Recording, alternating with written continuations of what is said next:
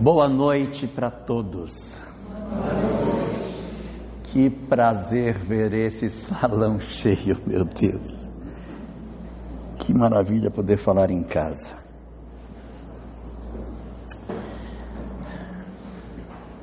Entre as inúmeras informações que a doutrina espírita nos oferece, as inúmeras possibilidades de entendimento da vida conforme a leitura que os espíritos nos dão, Dani, talvez um dos instrumentos mais poderosos que a gente possua para decifrar os enigmas da vida, para que a gente consiga fazer efetivamente uma compreensão do que é que nós viemos aqui fazer, é a visão que a doutrina espírita nos apresenta sobre o que seja família.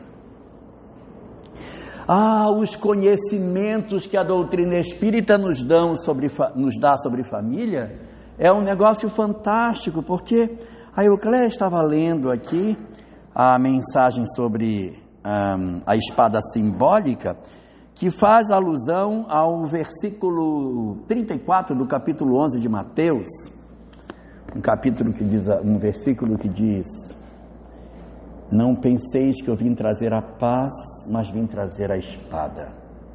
Porque eu vim colocar o pai contra o filho contra a mãe, os irmãos contra o outro e todos contra todos.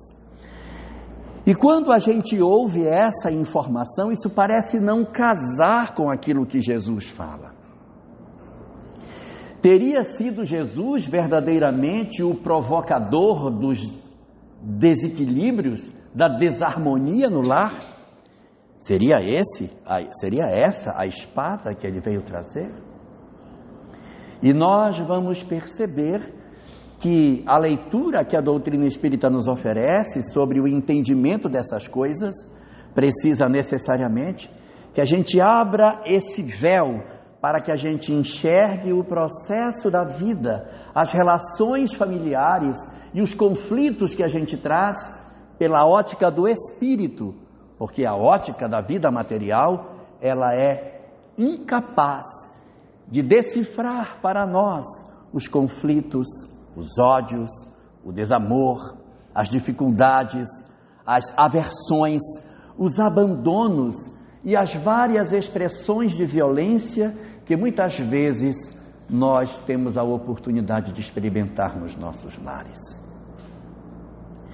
Quantos de nós trazemos histórias muito mal resolvidas com relação aos conflitos que a gente teve lá na infância e que depois se transferiram para a nossa vida de casado e acabaram acontecendo e se corporificando nos dramas que a gente vive hoje na relação com os nossos filhos. Para que a gente possa entender o que é essa espada, o que é esse conflito que Jesus nos apresenta, é preciso que a gente analise o que vem a ser família pela ótica da doutrina espírita. Nós temos, na verdade, dentro da construção das relações familiares, um tipo de laço que acontece em família, que é um laço que decorre não porque eu conheça esse espírito de outra existência. Pode acontecer de uma pessoa nascer na minha família como meu irmão, ou como meu filho, ou eu ser pai de alguém, sem que eu necessariamente conheça esse espírito de uma outra história. Nem todas as relações de parentesco que a gente tem, nós necessariamente somos espíritos que temos afinidade do ontem. Eu posso estar conhecendo essa pessoa agora. E por que isso acontece? Isso acontece porque muitas vezes a gente precisa da relação que não é exatamente em função do passado, mas é a história que a gente tem que viver. De repente eu terei que ser um pai pobre numa região de desassistência, com muita dificuldade, vou lidar com uma família numerosa e vou ter muitas dificuldades. E entre os que vão renascer ali, eu posso ter alguns filhos que não têm vínculo comigo, mas eles têm vínculo com a natureza da prova. Que tipo de prova? A prova da pobreza, de viver num local isolado, de viver num local onde vai ter que desenvolver determinados valores. Então, às vezes, as nossas famílias, elas podem se constituir de pessoas que entre os vários laços que a gente tenha, sejam laços que não são do ontem, são laços nascidos do agora, nasceram nessa existência. Mas existe a possibilidade de que esses laços que a gente tem, eles não sejam do hoje. Existem histórias que são histórias antigas.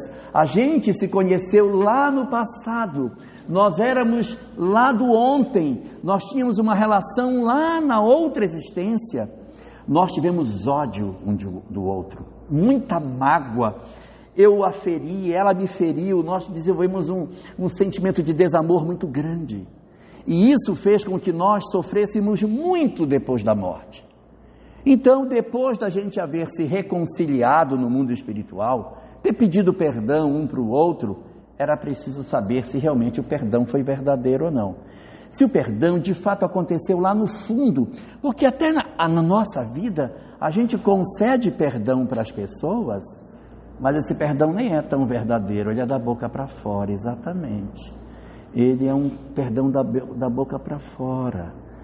Eu preciso saber, só que aqui não dá para saber. Lá dá, porque a gente pega as pessoas e renasce na mesma família. Então a gente renasce na condição de pai e filha, na condição de irmãos. Vocês viram que até agora eu não coloquei marido na jogada, né? Não coloquei marido na jogada.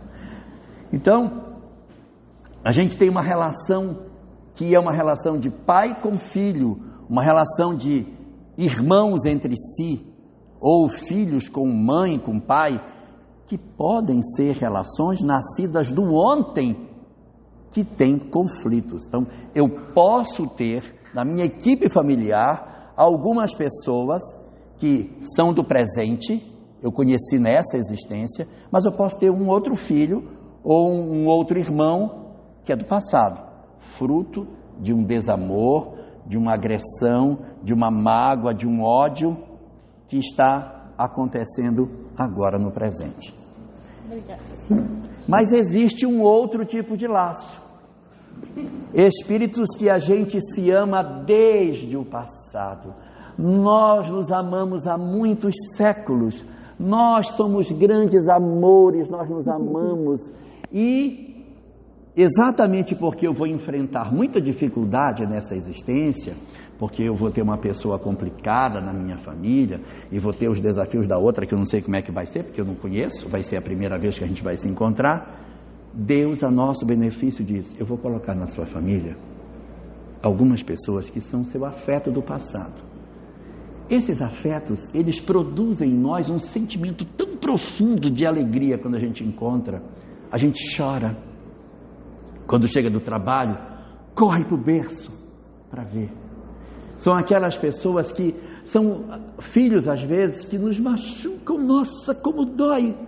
E você sempre perdoa, você sempre está bom. Vem cá, meu filho, vamos começar de novo. Depois de tudo, as outras pessoas dizem: você é louco! Como que você consegue? É meu filho, é minha filha, eu vou continuar lutando. Então, a gente tem nas nossas famílias, portanto, 3 naturezas de laços, Beth. Laços do presente e laços do passado, que podem ser amigos ou inimigos. Só que todas essas 3 naturezas de laço, todas essas circunstâncias, elas só têm um único objetivo: é que a gente se acerte. O objetivo de eu encontrar um espírito estranho que eu estou encontrando pela primeira vez é para que eu consiga, nessa relação que eu estou tendo no presente, desenvolver afeto. Aquele que era um desafeto do ontem, que nasceu na minha casa hoje, o que eu tenho que desenvolver? Um afeto positivo. Vai ser complicado, mas a gente precisa saber disso. Porque se a gente não souber disso assim, eu tenho uma antipatia por esse meu irmão, então eu nem ligo para ele. Dei graças a Deus quando ele casou, porque eu não sei nem o endereço do miserável. Nem por onde ele anda. Não sei nem por onde meus irmãos andam. Tem alguma coisa esquisita. Ou é desamor, ou é indiferença. E como diz o Zezé de Camargo, né? Essa sua indiferença que me mata, que me mata, que me mata. Então a gente vai conviver com as pessoas, não é para viver com indiferença. O objetivo da vida em família é para desenvolver em nós os sentimentos de amor, os sentimentos de afeto, que nem sempre serão fáceis. Quando a gente diz assim, porque a família é para amar, às vezes a família até é fácil de fazer isso. Porque são filhos maravilhosos, filhos harmônicos, né? Marido maravilhoso, também tem, esposa maravilhosa, sogra, está todo mundo maravilhoso. Isso existe, né? Mas a gente tem muito frequentemente na nossa família percalços. Às vezes você ama muito, mas a pessoa é frágil. Porque assim, isso é muito importante a gente entender. Quando nós dizemos que uma pessoa é nosso laço de afeto, não significa que ele é um espírito nobre, significa que nós o amamos. Porque eu posso ter amor por alguém que ficou na retaguarda. Então eu amo, mas a pessoa apronta todo dia. Mas o seu coração não se cansa de amar. O seu coração não se cansa. Se o outro fizesse, a paciência já tinha acabado há muito tempo. Mas para esse, a paciência parece que ela é maior. Sempre isso. Não, tudo bem. Se aborrece, briga e depois... Não, vamos arrumar. Por quê? Porque o que está no cerne do sentimento é o amor. Quando a gente nasce com alguns laços de desafeto em casa, a nossa capacidade de lidar é menor. A nossa capacidade de trabalhar esses sentimentos, ela é menor. Então a gente acaba transferindo para a relação um pouco daquilo que a gente traz do passado. Então a gente, de repente, os meninos fazem uma travessura e você vai aplicar um castigo. É uma palmada e vai para lá, menino. Deu uma palmada, vai para lá. Agora venha cá você. Aí esse você surra.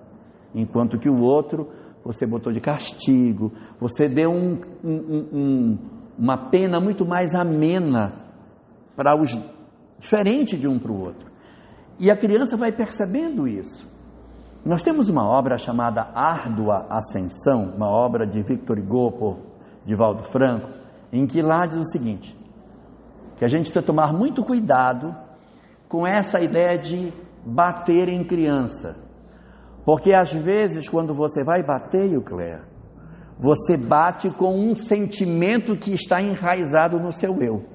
Então você não faz por aquilo que ele fez, mas pelo sentimento de raiva que alguma coisa daquela criança provoca em você.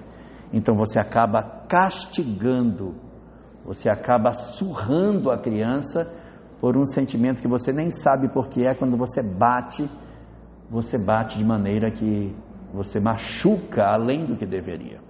E esses processos têm raízes nas histórias de desamor. Então acaba reforçando um processo de desamor dentro de casa.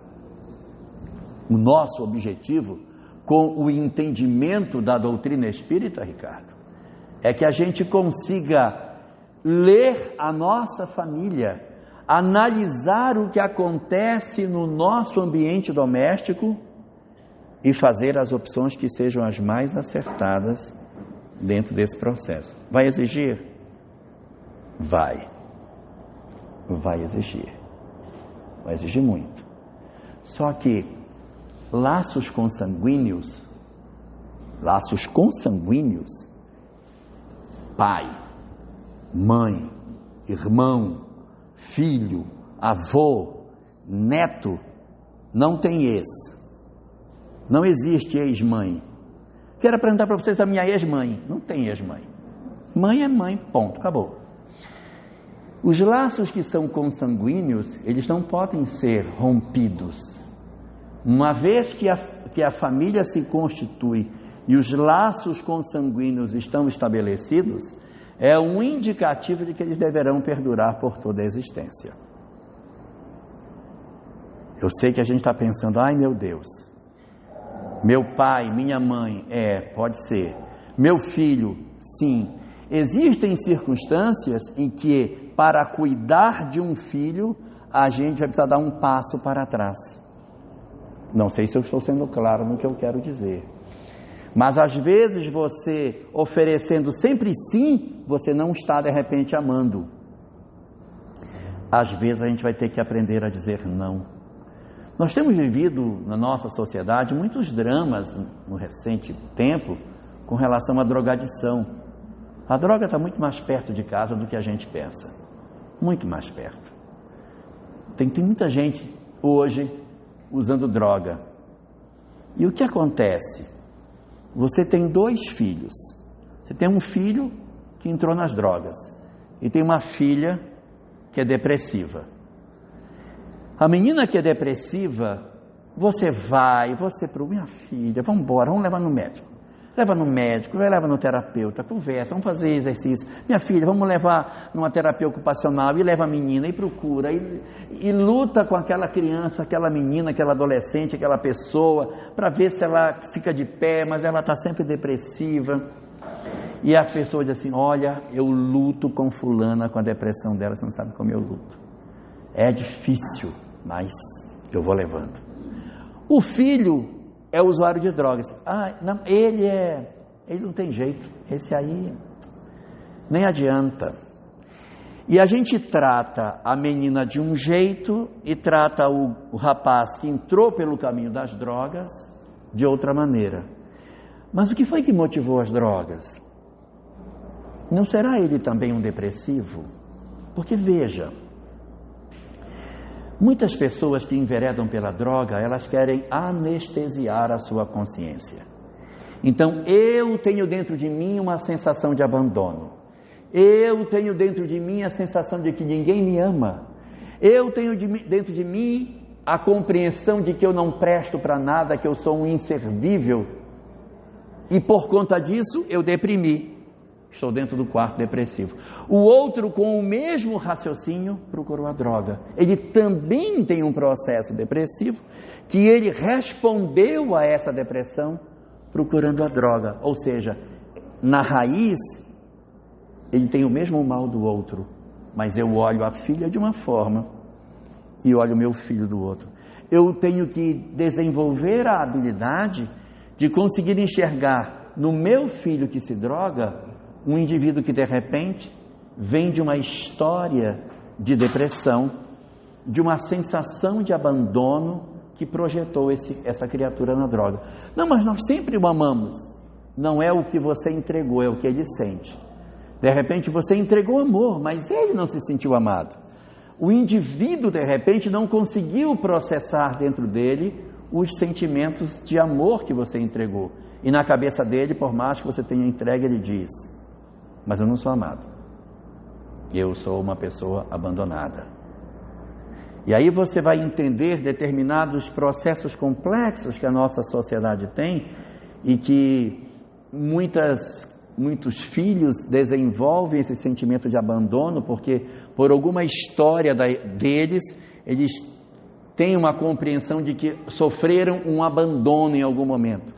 Filhos criados por avós, filhos criados por tios, tias, por madrinhas, filhos adotivos que podem ter enraizado dentro de si a certeza de que são desamados, porque já que eles são adotivos é porque ninguém os quis, né? Então podem desenvolver esse sentimento dentro deles.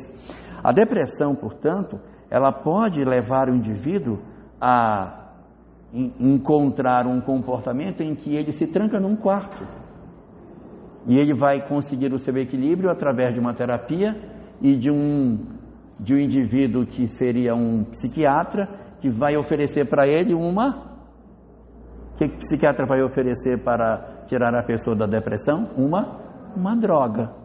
E o outro vai tentar sair da depressão usando droga. Só que um é uma droga controlada e o outro uma droga sem controle. Mas na raiz das questões estão as mesmas coisas. Mas o nosso olhar de pai, de mãe, nem sempre é o mesmo.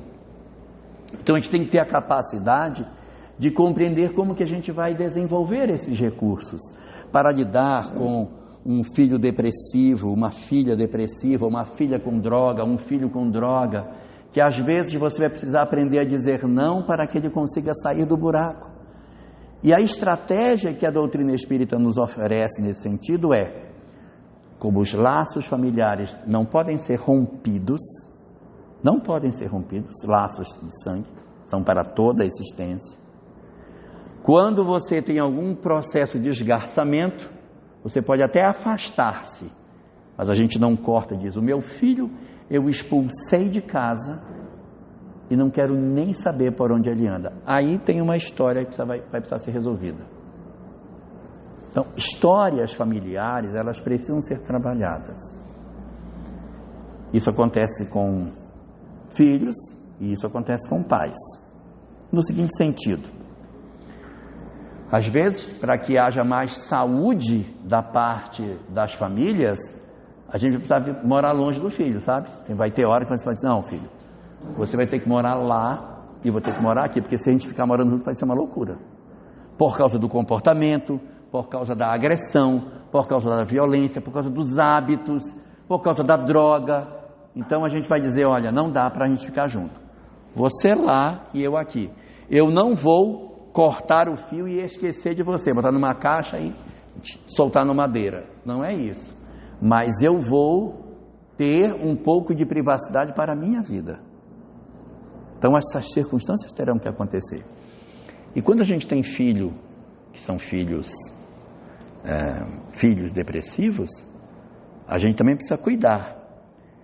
Cuidar de filho depressivo não é fácil, porque você não pode supervalorizar a depressão, senão o sujeito não sai dela, que ele se sente reforçado a ficar naquele comportamento para ter a total atenção do pai. Também não pode desprezar, senão o cara fica mais depressivo, que se sente desamado. Então, você tem que cuidar, mas não pode ficar dentro do quarto o tempo todo. Tem que aprender a tirar a pessoa de lá de dentro. Tem que oferecer a pessoa para sair, fazer coisas úteis. Não dê tarefas para a pessoa fazer sozinha, que ela não faz. Depressivo não faz tarefa só faz tarefa acompanhado. Vamos fazer um bolo, bate as claras. Unta a forma que eu faço aqui, que se sente envolvido. Vamos limpar a área, pega a mangueira que eu puxo, então eu vou jogando água, tu vai puxando no rodo. Mas se você disser, vai lá fora, limpa a área, dá banho no cachorro, molha as plantas, não vai fazer. Não vai fazer. Quando você sair, vai dizer, tá, eu faço. Você sair, se joga na cama e não se move mais. Então a gente precisa ter essa habilidade de entender que a gente precisa retirar essas pessoas. Se existe essa habilidade na relação com filhos, com pais, não é diferente, dona Eucléia. Eu queria te falar que hoje a gente sabe o índice desses medicamentos aí, essas drogas mais da tarja preta, né, mas que é permitida, está vendendo demais. E os adultos, os pais, até avós estão depressivos, dependendo desse medicamento. Porque é muito mais confortável eu procurar um medicamento para, de certa maneira, sair do estado emocional que eu estou, do que eu tentar verdadeiramente me deslocar emocionalmente de onde eu estou, porque dá trabalho. Você se rever, você se repensar, você procurar transformar a sua vida, você procurar mudar a sua vida é bem mais difícil. Então as pessoas acabam achando mais confortável utilizar o medicamento para isso. E realmente o Brasil está entre os grandes consumidores de remédio tarja preta hoje. Então o que a gente tem na relação com pais? A gente sempre acostumou aquela ideia, mãe é o símbolo do amor, né? Mamãe é o anjo. Mamãe é o anjo que desceu do céu, mamãe é mamãe, né? Mamãe. E aí, para completar, dentro de uma sociedade assim que tem uma ênfase muito forte para a visão dos homens, os homens têm uma leitura das mães ainda mais divinal do que as próprias mulheres, porque a mulher, sendo uma mulher, ela enxerga a mãe dela como uma outra mulher. Mas o homem, ele enxerga a mãe dele como um anjo que de repente surgiu na terra. Então acaba se constituindo na nossa sociedade uma ideia de que as mães são seres perfeitos entre os homens. Mas quando a gente vai para a realidade, nós não encontramos isso. Existem muitas mães que têm dificuldade de relacionamento com seus filhos, que são frias, que são secas, não abraçam, não tocam nos filhos, dão ordem o tempo todo, elas não interagem com afeto. É uma relação assim de muita cobrança, de muita exigência, e esse processo vai sequelando as pessoas dentro de um transtorno que tem sido muito estudado recentemente, que é o transtorno chamado narcisismo, o transtorno narcisista, no qual você tem alguém que se compraz em explorar outra pessoa. Isso acontece muito com mães, e nas mães muito com as filhas. Então ela opera isso nas filhas, mas ela escolhe uma para ser o verdadeiro Cristo. Então essa geralmente, não é sempre, mas geralmente não casa, ela constrange a pessoa a servi-la, e existem muitas sequelas emocionais por conta disso. E há muitas pessoas na nossa sociedade que viveram e vivem experiências muito traumáticas de mães, pais e até filhos narcisistas. Existem filhos narcisistas, que é um absurdo o quarto de vocês ter ar-condicionado e o meu não ter. Eu vou mandar tirado de vocês, porque eu sou filha, eu tenho que ter ar. Se vocês não têm, problema de vocês. E tira o ar dos pais e bota no quarto delas. Filho narcisista. Eu primeiro, vocês nem segundo. Vocês não têm. Eu, de novo. Então é eu primeiro e eu em segundo. E em terceiro também. Aí a pessoa faz com que todos sintam culpa se não servi-la ou se não servi-lo. Narcisismo não tem cura. Narcisismo não tem cura. O que se pode fazer nas circunstâncias de narcisismo é, se você tem um pai ou uma mãe narcisista e ela é jovem, você precisa sair de perto dela para ter vida, senão ela vai sugar você. Então você tem que se retirar dessa circunstância. Mas se ela for idosa, não tem mais como você fazer isso. Se é uma mãe de 90 anos narcisista, ela vai continuar narcisista. E aí o que você vai fazer? A gente mora aqui e cuida lá. Você tem que ter um ponto de fuga. Se você não tiver esse ponto de fuga, você vai enlouquecer, porque a pessoa vai perturbar você noite e dia. Ei, me dá um pouco de água. Vai, porque não dorme, que eu não, ainda não dormi, não dorme, que eu não dormi.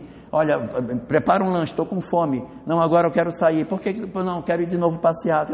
E aí você tem que ficar o tempo todo servindo essa pessoa, e ela é cheia de caprichos, e ela não vai dar folga a você. Então, nas circunstâncias de pais idosos, abandonar não pode. Então a gente tem que ter um ponto onde a gente tem a nossa condição de tranquilidade, coloca um cuidador para dar uma folga para você. Geralmente pai narcisista não aceita cuidador, tá? Não, eu quero você, não quero ninguém aqui, vão roubar em casa. Vai roubar. Eu quero você. E obriga a pessoa a permanecer num processo de servidão. E aí você às vezes precisa fazer terapia para como lidar, para não cair nas armadilhas. Porque os narcisistas ainda tem um negócio, quando você consegue se libertar, aí ele se vitimiza. Ai de mim, sou abandonada, ninguém me quer, eu sou uma pessoa, é isso mesmo, eu vou ficar aqui jogada, porque minha vida é ter que me acostumar. Aí você fica com dó, volta, quando você volta, ela agarra você de novo. É da natureza dele ser assim. Então, se alguém tem mãe, pai, filhos narcisistas, a gente tem que ter um ponto que nos dê tranquilidade. Você vai lá, trabalha. Por quê? Porque as relações espirituais que vinculam essas almas precisam ser resolvidas. E a gente precisa resolver essas questões com esses indivíduos, porque as nossas existências carecem de que a gente dê uma solução satisfatória para a família. Mas tudo isso que eu estou falando é só dos laços consanguíneos. Agora eu vou falar de marido. Agora eu vou falar de marido. Ninguém casa com uma pessoa que na outra existência teve ódio. Então, essa coisa assim, eles eram inimigos no passado, eram inimigos, e agora nasceram e casaram. Não dá, gente. Ninguém casa com quem tem ódio. Nós casamos com quem a gente ama e com quem a gente tem mágoa. Porque toda mágoa tem por baixo um amor. O ódio não necessariamente tem amor, mas a mágoa sempre tem. Porque a mágoa significa uma decepção com alguém que não me entregou aquilo que eu queria que ela me entregasse. Então a gente se magoa com quem a gente tinha alguma expectativa. Observe que não vai ter nunca uma pessoa para chegar numa delegacia e dizer: seu delegado, eu estou muito magoada com o meu assaltante, porque ele levou a minha... Ninguém fica magoado com o assaltante, porque eu não tenho relação com ele, não tenho porquê. Aí fica uma mágoa, porque sabe, ele levou a minha bolsa. Então não é mágoa. Mágoa você tem de um filho, mágoa você tem de um marido, mágoa você tem de uma mãe, de um pai, ou seja, de alguém que você esperava algo e essa pessoa não te entregou o que você esperava. Então, nas relações familiares de casais, nós podemos ter 3 situações. Natureza das provas, ou seja, não conhecia, está conhecendo no presente. É possível, ainda mais nesses tempos que o pessoal sai para a festa já com a escova de dente no bolso, porque não sabe nem onde vai dormir, minha filha. Quando é no dia seguinte, ele já está até casado. Então, hoje existem muitas pessoas que iniciam relacionamentos com pessoas absolutamente estranhas espiritualmente. Então não dá para a gente dizer assim: está casado? Conhece do passado. Depende. Se foi uma relação que amadureceu, que você construiu, que você conviveu e que você decidiu definir a sua vida ao lado dessa pessoa, a chance de ser do presente é muito baixa. É baixa de ser. Mas se a gente hoje sai, aí conhece a pessoa, no domingo, quarta-feira já fez a mudança. Não tem acontecido isso? Vocês não conhecem coisa assim? Eu conheço. Então essas histórias, elas mostram que as pessoas estão com relações muito descartáveis, e isso pode dar aso para que a gente tenha casamentos que não são do ontem. Como existem casamentos que são do passado, casamentos que nascem de laços de afeto. O afeto é você. Laços de afeto. Você tinha uma relação de amor com alguém e você renasce para consolidar esse afeto. Ou uma relação, estou pegando no seu pé, né? Uma relação de desafeto. Nós tínhamos uma relação afetuosa, mas a gente brigava demais. Nossa! Então é aquele modelo do Roberto Carlos, né? Eu não presto, mas eu te amo, eu não presto, mas eu te amo. E aí as pessoas não sabem se gostam, se não gostam. E é aquela relação cansada, sabe? Porque quando está junto briga, quando está separado sente falta. Aí volta de novo, não, agora vai dar certo, agora a gente entendeu, vai, briga de novo. Então é uma história muito conflituada. Aí você vai dizer que não tem amor? Tem amor, mas tem muita mágoa, tem muitas feridas. Quando a gente reencontra a criatura nessas novas condições, a gente sente atração e pode voltar a fazer uma nova relação. Segundo a doutrina espírita, a gente renasce com uma programação espiritual, com qual pessoa de repente a gente iria casar. O que não quer dizer que a gente sempre ouça. Quanto mais precipitados nós somos, maior a chance de casar com um ser humaninho errado. Quanto mais tranquilidade, quanto mais prudência a gente tem, mais chance a gente tem de acertar. Namoros que são mais demorados têm mais chance de serem casamentos com pessoas do ontem, o que não quer dizer que serão casamentos felizes, entendamos, mas casamentos que a gente realmente escolhe alguém do passado. Mas essas coisas assim, muito de eu gostei do fulano, ele também gosta de Chico Buarque, também gosta de... a gente combina, vamos casar. Calma, não funciona desse jeito.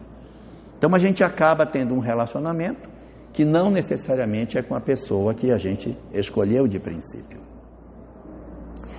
Diferentemente das relações consanguíneas, as relações de marido e mulher, elas não são necessariamente para toda a existência. Assustei você com o que eu disse? Porque mãe e pai não tem ex, e marido tem? E muito. Eu acho que tem mais ex do que Porque se você tiver 4 casamentos, tem 3 ex, só tem um marido, já tem mais ex do que marido. Então você vê que nós temos relações que a gente acaba desfazendo. A doutrina espírita, ela, quando lê essas questões, ela não considera que o casamento seja indissolúvel. Não, você casou, você vai ficar agora até o final com ele. Casou, agora é até que a morte os separe. A doutrina espírita diz o seguinte: o nosso papel numa relação conjugal é trabalhar o máximo que a gente puder para manter a harmonia. Conversar, discutir, dialogar, ceder, fazer todos os esforços para que os nossos corações tenham a certeza de que tudo que era possível eu fiz. Inclusive a doutrina espírita diz: não se retire de uma relação sem antes ter certeza que você fez todas as tentativas, para que amanhã você não sinta remorso de não ter tentado tudo que poderia. Tente tudo. Se não der, tudo bem. Não deu, mas a gente tentou o que poderia. Sendo que, evidentemente, as obras espíritas também dizem que ninguém pode aceitar a violência em nome do amor. Então, quando a violência entra por uma porta, dona Dani, o amor já saiu pela outra. Nós temos inclusive um capítulo aqui no Evangelho segundo o Espiritismo chamado Não Separeis o que Deus Juntou. E esse capítulo, Não Separeis o que Deus Juntou, capítulo 22 da obra, ele vai dizer simplesmente o seguinte: não separeis o que Deus juntou. Aí, então não pode separar. Não, é o que Deus juntou. Porque se Deus não juntou é porque pode separar. Então não é para separar o que Deus juntou. O que os homens juntaram é outra conversa. Então capítulo 22, um capítulo inclusive que não tem instrução dos espíritos, viu? Só tem fala de Kardec. Aí você vai encontrar aí uma proposta que a doutrina espírita nos oferece de entendimento que a gente deve lutar o que puder, mas se você vive uma relação de agressão, de violência, de desamor, aí você precisa pensar se é exatamente isso que você precisa para a sua vida. Esforçar-se ao máximo para verificar até onde não está em nós as condições de motivação do conflito e retirar da nossa alma todas essas dificuldades. Com relação a pais, filhos e todos os demais, fazer todo o esforço para que a gente olhe para trás e diga: eu não deixei nada pendente. Vitória em família não é formar os filhos em curso superior, é ter certeza de que você fez tudo o que poderia por eles. Porque se eles não aproveitaram, o problema é deles. Mas se você desistiu, o problema é seu. Então é assim: quando a gente desencarnar, nós seremos medidos não pelo que os meus filhos estão fazendo, eu estou sendo medido pelo que foi que eu fiz. Se eu fiz tudo e não consegui, a responsabilidade não é mais minha. Se meus filhos enveredaram pelo caminho bom, sem que eu tivesse contribuído para isso, qual é o mérito que eu posso ter? Questão 583 do Livro dos Espíritos. Então a gente vai perceber aqui que é preciso um esforço imenso para que a gente faça a leitura das nossas famílias sob a ótica espiritual. É muito fácil fazer a leitura de família na ótica terrena. Ah, não tá bom? Larga a mão, chuta, vai para fora, não sei o quê.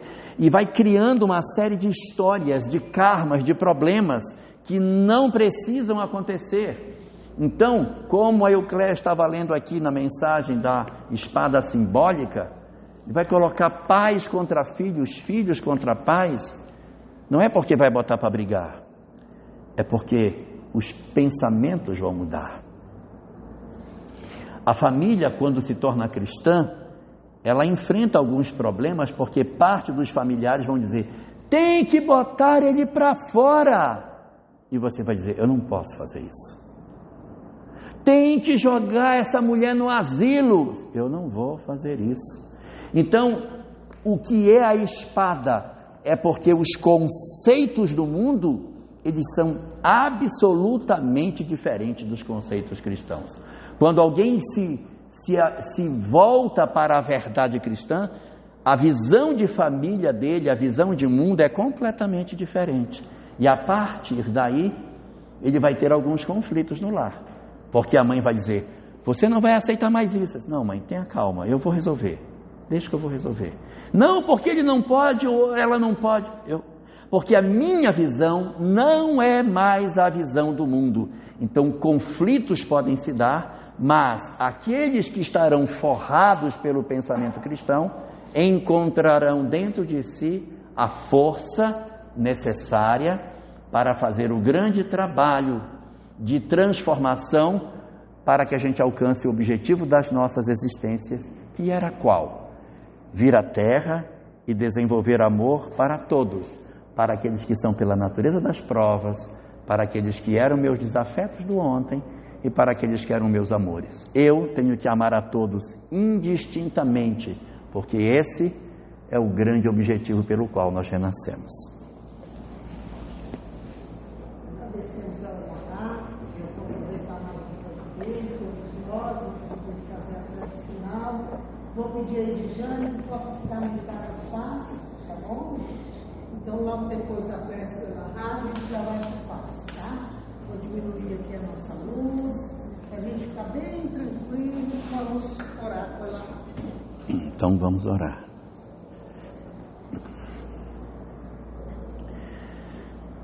Senhor das nossas vidas,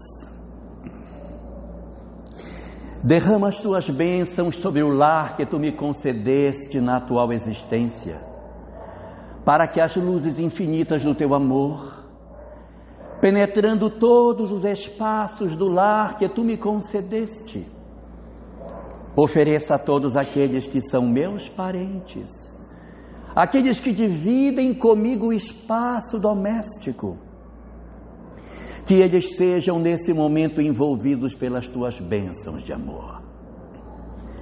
Acolhe, Senhor, nos teus braços divinos os meus familiares doentes, aqueles que se encontram acamados, os que se encontram nesse momento em condições de fragilidade orgânica.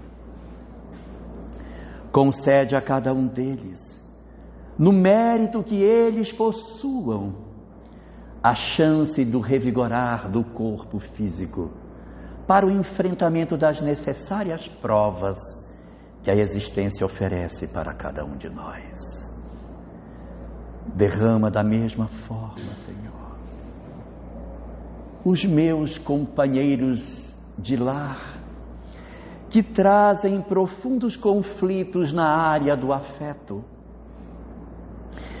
que as suas dificuldades de relacionamento, com as suas energias afetivas, possam receber a tua bênção maior, facilitando-lhes o entendimento do sentido maior do amor, para que se dilatem em cada um deles, Senhor, a grande chance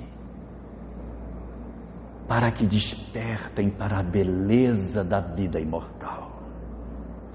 Senhor, ajuda-os a amar com sentimento, ajuda-os para que consigam efetivamente realizar entre os homens o que tanto gostariam que fizesse na relação de afeto com os outros.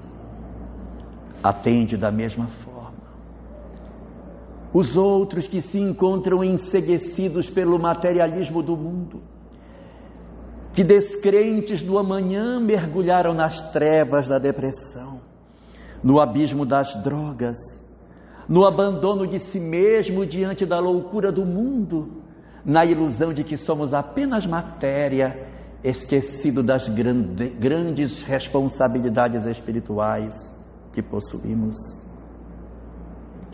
E dentro desse grande objetivo, deita o teu amor sobre todas as entidades espirituais que vivem dentro do meu lar e que precisam de alguma forma também serem acolhidas pelo teu abraço, pela tua bondade, de maneira que o teu colo divino possa agasalhar todos eles, principalmente aqueles que nos machucam e que nos ferem.